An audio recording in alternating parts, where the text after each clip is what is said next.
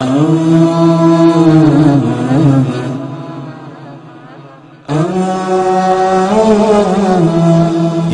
دعوة حق وبيان يا قبسا يهدي الإنسان يا قبسا يهدي الإنسان الحمد لله رب العالمين يا رب. شيخ كشك يعني تعلمنا منه في بداية الدعوة كثيرا. أكثر حاجة أنا تعلمتها من الشيخ عبد الحميد كشك رحمه الله عاطفتي نحو ديني.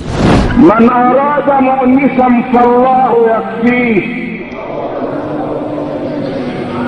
ومن أراد حجة فالقرآن يكفيه، ومن أراد الغنى فالقناعة تكفيه، ومن أراد واعظا فالموت يكفيه، ومن أراد الغنى فالقناعة تكفيه، ومن لم يكفه شيء من هذا فإن الله تكفيه. هذا الرجل اللي هز منابر الدنيا كلها بخطب الرنانة المؤثرة الجميلة. الشيخ عبد الحميد كشك ده يعني كان خطيبا من الطراز الأول. تسمع صوت الشيخ كشك وهو بيتكلم في غزوة من الغزوات كأنك تسمع اصطكاك السيوف. شرفت بأنني كنت معه في فترة من الفترات، وكان رجلا يعني يبكيك ويضحكك في آن واحد. كان صاحب دعابة حاضرة وصاحب طرفة جميلة. الله يرحمه الشيخ كشك عليه رحمة الله كان يقول كده، يعني الواحد لو كان بيصلي ويقرأ القرآن وينام على وضوء هيشوف النبي في المنام، هيشوف الصحابة في المنام. إنما اللي بينام وآخر عهده كان لفيلم ولا تمثيلية ولا بتاع، هيشوف إيه في المنام؟ هيشوف عفريت هانم. قالوا له فضيلة الشيخ عبد الحميد كشك احنا بنقوم بالدعوة في المسجد، ولكن المسجد فيه بدع ككثير من مساجد المسلمين. فحكمة الشيخ قال لهم ابدأوا بالأمر بالسنة.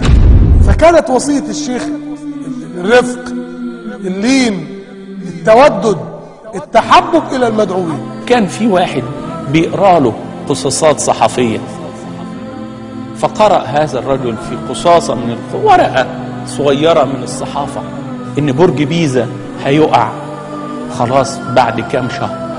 سيدنا الشيخ كشك رحمه الله يبكي بكاء شديدا، فواحد بيسأله يا مولانا أنت بتبكي ليه؟ فالشيخ اشتد بكاؤه وقال له أنتم ما تعرفوش، مش عارفين حديث النبي صلى الله عليه وسلم لا تقوم الساعة حتى تفتح روما؟ قالوا أيوة عارفين. فالشيخ قال والله كنت أمني نفسي أن تفتح روما وأؤذن من فوق هذا البرج، فأنا أبكي خشية أن يسقط البرج قبل أن أؤذن من فوقه.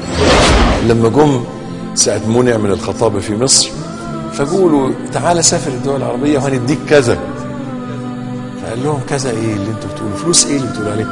والله لو أردت أن يجعل الله لي هذا التراب ذهبا لجعله لي ذهبا. كم من ترقيات هربت، وكم من مناصب قدمت، وكم من إغراءات قيلت، وكم من مسؤولين صاروني في بيتي لعرض المناصب من مصر وخارج مصر، ولكني دعوت الله قائلا احيني إماما وامتني إماما واحشرني وأنا ساجد بين يديك يا رب العالمين. قدر ربنا سبحانه وتعالى في يوم من الأيام وهو رايح عشان يصلي الجمعة هو وابنه، وإذا به يعني قام يصلي ركعتين رحمه الله رحمة واسعة، وفي الركعة الثانية يعني سجد سجدة وأطال فيها، فابنه بيناديله عشان يلحقوا صلاة الجمعة، وإذا به يجده ميتا وهو ساجد بين يدي الله. من المؤمنين رجال صدقوا ما عاهدوا الله عليه، فمنهم من قضى نحبه ومنهم من ينتظر وما بدلوا تبديلا.